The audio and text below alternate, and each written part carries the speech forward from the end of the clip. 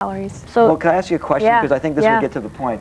A lot of people eat vitamin C supplements. I mean, I just went to the store and I just couldn't find anything else except vitamin C. Right. We all know that we can get vitamin C from oranges. Yes. Are you saying that the chemistry between the oranges, the vitamin C in the oranges, is really fundamentally different, the way my body deals with it, than the vitamin C, except the stuff that's coming from fruits? Yeah, what happens is that, there are, what we don't realize is that scientists haven't even discovered everything that's in food. We know vitamin A and vitamin B and down the list, but there's other things that we have yet to discover. So for the government to say, this is all we need and this is all we need to take, is not accurate. There are cofactors and coenzymes in our food that we cannot replicate, and we have yet to even identify.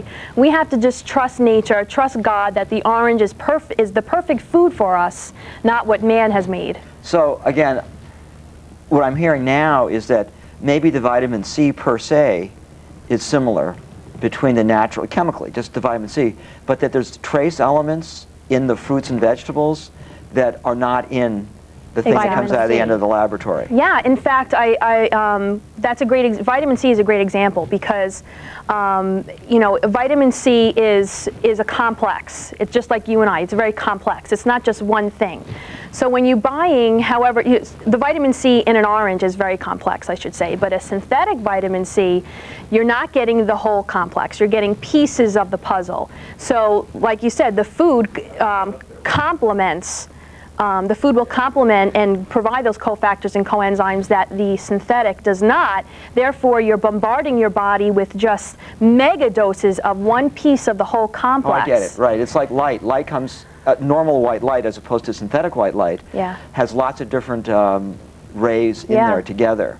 But when we go into an internal environment with fluorescent lights, we're getting some of those spectrums and more than we normally get, and very many not at all. And it's not balanced. It puts stress on the liver. You actually develop deficiencies from taking these synthetic vitamins. So I recommend not taking them at all than taking them. How do you know when the vitamin is synthetic, though? Because you go to the store and... I know. Like Emergency, I had no idea that there were synthetic things. And my mom swears by Emergency that there's other things in it that are great for her. Yeah.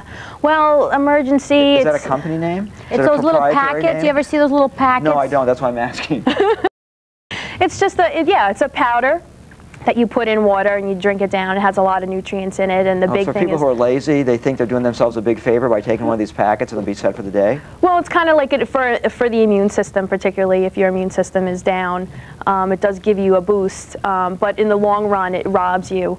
As I said, the key word when you're buying vitamin C, what happens is it says vitamin C on the label, and in the fine print on the back it'll say ascorbic acid in parentheses, and what that means is that that's a synthetic. Oh, that's synthetic. If you see the word ascorbic acid, because ascorbic acid is not vitamin C, it's the shell of vitamin C. It's only the outside. So again, you're getting an empty package. You're getting the skin of vitamin C and not the meat. And the Whole Foods vitamin C, like the one that I'm taking, that you told me to take after your little exam that you did, that's how many portions of the real vitamin C are in that? How many? What do you mean by portions? Like you said, the orange has all the vitamin C and stuff that we don't know. Right. Now this Whole Foods vitamin C, like how is it like? Is it like 1 orange, 2 oranges? Oh, I don't know. Worth? I don't. But I could. I don't know the exact equivalent. Right? But it's whole food, and if I recommended you 2 tablets for your body, that's because you need that. But if I tested someone else, they may need 3 or 4. It all differs. I don't really measure up how many oranges you're actually consuming that way. Right. Yeah. So now, how do you look at your patients in terms of if they're men, women, old, young, in terms of what their basic body is going to demand in terms of all their nutrition? Do I take into account their individuality? Yeah. Well, I go through an exam with them. Obviously, if they're taking a medication, I'm going to take that into consideration. If they have, their age, I'm going to be looking for certain things. But basically, I go in blind and I examine them and I let the body tell me what they need, not what I've read or what I've been told or what they've been told. Again, because they can be totally different things. And the body tells, like with your test. The demonstration with Irene. So let's go back to that test. Yeah. Can you just unpack what you did so quickly so that people at home can see the logic behind what you did and what you kind of think about it? All right, in a nutshell, I'll try to put, the body is made out of energy, and it gives off a frequency. Everything gives off a frequency that exists, gives off a frequency, and our body is also, gives off a frequency. So so if you want to look at it at a deeper level, all your cells, your body is made out of trillions of cells. Each cell gives off a frequency.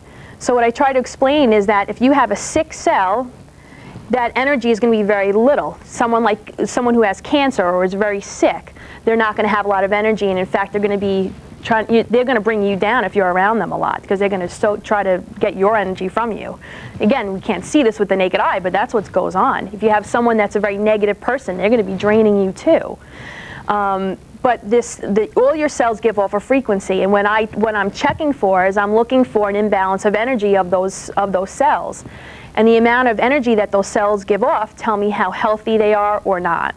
But with regard to Irina, yes, you found that some of the cells at a particular point, because the arm went down. Yes. And you identified that as a thyroid issue? Thymus. Thymus. The thymus gland. She was pointing to one of my meridians. She goes through a series of different points on the body that represent a certain gland or organ, and then she tests with the arm whether or not it's two-step flow. How much energy it has. The first one you ask Irina's body a particular question: how is her, what is it? The thymus. How's her thymus doing?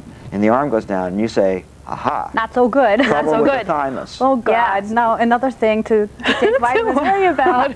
So then what's next? You say like she's a woman, she's a certain age. What might she need? I shouldn't drink any soy milk, or. Well, the thymus gland is responsible for fighting off bacteria in the body. So my first recommendation, or my first suggestion, or question that I would ask you is: are you drinking a lot of milk?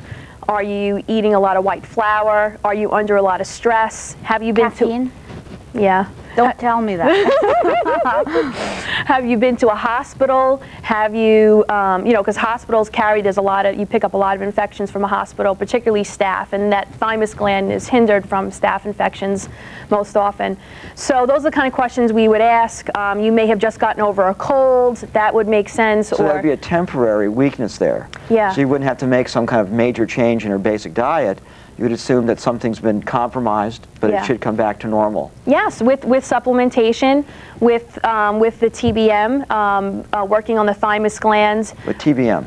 That was the other modality that I'm in the process of mastering. It removes nerve interference, so like I said earlier, it requires less supplements in order to revive the thymus gland and get it functioning again.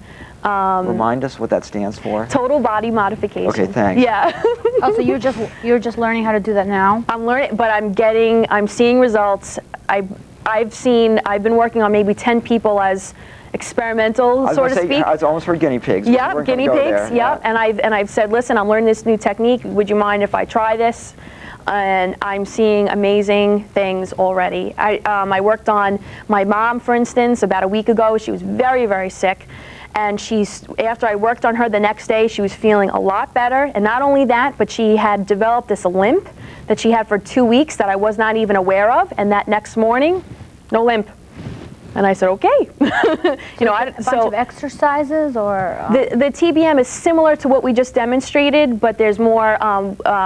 Rather than me just identifying the thymus gland, I would actually contact the thymus gland meridian itself, and then tap on the spine to where the nerves come into the spine that head up into the brain. So the intervention is a kind of a manual manipulation of an area you think is behind what you're seeing as a problem. Yes. Yeah. One thing I want to get into, because the Consumers Report article said that most of us, most of the time, in most of our foods, get basically what we need nutritionally. Is that fair? No. I'm sorry.